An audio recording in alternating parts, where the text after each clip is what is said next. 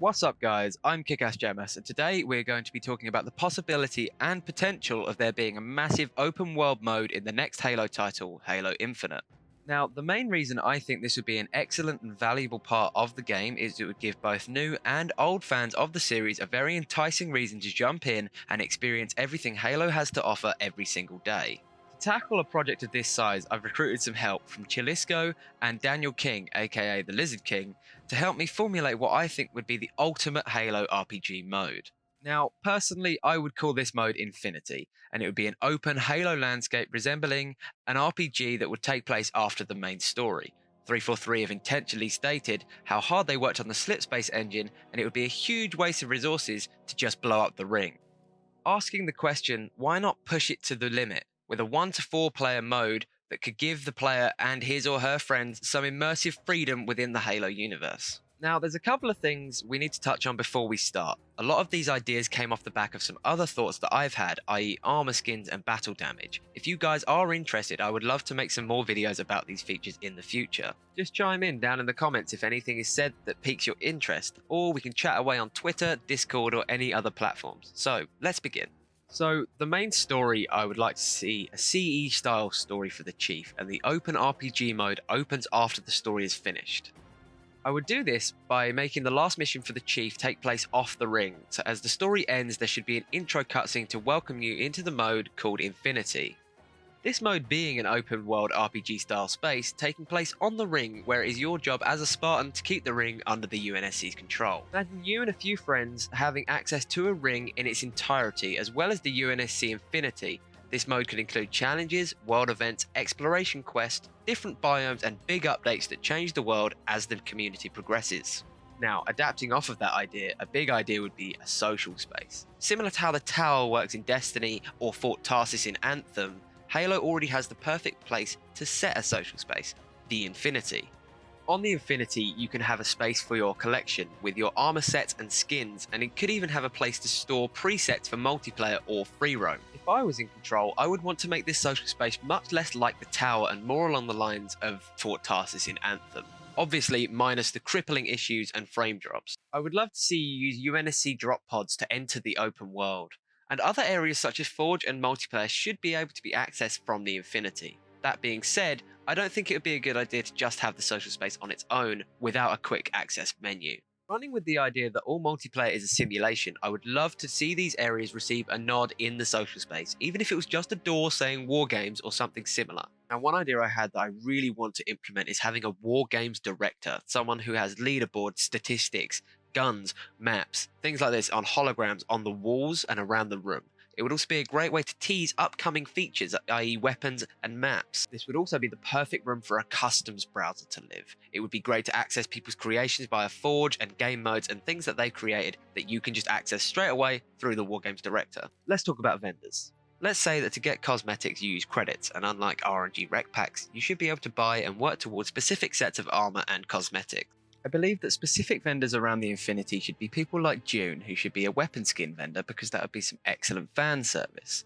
Your main challenge vendor should 100% be Commander Lasky, and the incredible Spartan Buck should be the guy that deals rec packs. I would make Locke the multiplayer director and head of Spartan training, and as for armor, I think there's a lot of room to breathe with either Commander Palmer or my personal suggestion, Dr. Halsey, because she's always been into R&D of Spartans and she could give you some seriously cool armor pieces.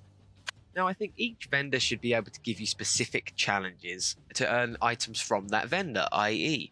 June could ask you to kill certain enemies, like kill 12 knights in the Forerunner occupied section of the ring.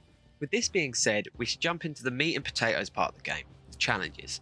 Challenges should be a daily, weekly and monthly thing that varies in rewards and different activities for your Spartan.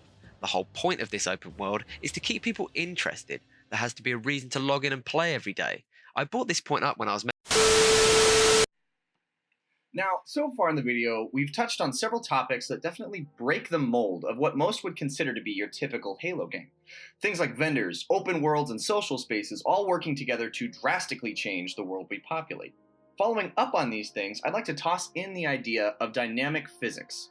Imagine this. You and your fire team go riding into the sunset, like a scene straight out of Monty Python when out of nowhere, a brute gives you the good old 1-2 with a business end of a brute shot. You duke it out and end up surrounded by an entire battalion of Covenant forces. Sir, could you wait for a real introduction before just charging into my videos, please? Now, as I was saying, challenges are a great way to get the player doing things around the world that they may not already be doing. For example, challenges won't always focus on killing things. There should also be challenges that focus on exploration and teamwork to earn various rewards from different vendors. I would like to see challenges that require you and at least one friend take down a scarab. This encourages teamwork and the reward should be given to both players. There is a great video that Fletch made that I gave my thoughts on when making that talks about how challenges are important to player retention, and that video will be linked in the description below.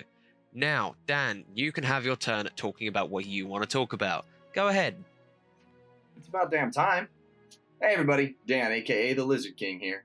Before I begin, I'd like to give a huge shout out to my buddy Chalisco for compiling these next few points and the pictures and graphics that came along with them. Phil and I haven't known each other for a very long time, but one big thing that we have in common is we're both suckers for immersion in video games. It's the small things like the grime on your weapon in Battlefield or having to wipe off your gas mask in the Metro series. I mean, how cool would it be to have your character get water all over his visor or to see frost build up on the weapon in a snowy area? I mean, heck, while we're here, let's talk about realistic armor damage. In Halo 5, there's a variant of the Mark 6 helmet that's cracked and kind of dilapidated. But static changes and details like that are nothing new to Halo, as you guys know. No, I'd like to see this idea be taken a little bit further. How about plasma burns sticking around when you get shot by Covenant weapons, or spikes just chilling in your armor for a bit after getting shot? In theory, we could be looking at an entirely new level of customization that would allow you to independently change the condition of your armor, similar to Javelin customization in EA's new title, Anthem. Behind all of these things would be, of course, a fully flushed out weather system, with snow, rain, and possibly excessive heat constantly changing the way you play the game. Imagine this, pushing up a hill, fighting through a Covenant blockade, when out of nowhere it starts pouring rain. Now, incoming plasma fire or the muzzle flash from your rifle begins illuminating everything around you. When night falls, get it? Like nightfall? Alright, anyway. When night falls, you could have the opportunity to make use of those flashlights or night vision goggles with an atmosphere that encourages stealth, thus securing players of all different playstyles a spot at the table, so to say. Now, eventually, I'd like to discuss ways that we could change the world post-launch, but we'll save that for another video. Dan made some great points there, and we're definitely going to pick that up in a part 2 in the coming week. Something I think that is essential to RPG games nowadays is a photo mode. A photo mode increases creativity and you can take some beautiful screenshots during your moments in a campaign, or the moment you land a triple kill in matchmaking through the use of theatre. The addition of a dedicated photo mode could offer near limitless opportunity for creativity. In my opinion, the ideal photo mode would be similar to some sort of Ubisoft recent titles like Ghost Recon Wildlands, Assassin's Creed Odyssey, and Far Cry New Dawn. Now, the reason I'm talking about a photo mode in an RPG game is because of the options it provides the player. Unlike theatre, a photo mode drags you into the camera while you are in the game. If Infinite does look as pretty as the trailer suggests, and all of those RPG features were added, I would need a photo mode as an option. As for functionality during single player, I think the game should be paused in order to enable full immersion in editing that epic screenshot with many options to choose from. If you were playing Infinity with friends, there could be a theatre room where you can access the same features but using theatre, because obviously, like I told my mum as a kid, you can't pause an online game. Adding a photo mode to something like Infinity is so important these days because players have the ability to create whatever they want, and as we've been discussing about player retention, things like this really add an extra layer to the community aspect of the game. So in summary, these features are what I think are important to an RPG and what would be important when maintaining the feel of a Halo game. Because you run the risk of ruining that feel that Halo has established over the years, you don't want to oversaturate it with features that ruin the overall feel of the game. These have just been a few of the ideas and an introduction into the Halo RPG idea that we all had. This idea is definitely going to be expanded upon in the coming days and weeks, and I would love to hear what you guys think in the comments and socials. Big thanks to Dan and Chill for helping out with this video. Dan is going to be appearing in way more of these very soon, and I can't wait to show you guys what we have planned. Again, thanks for watching, hit the subscribe button, Peace.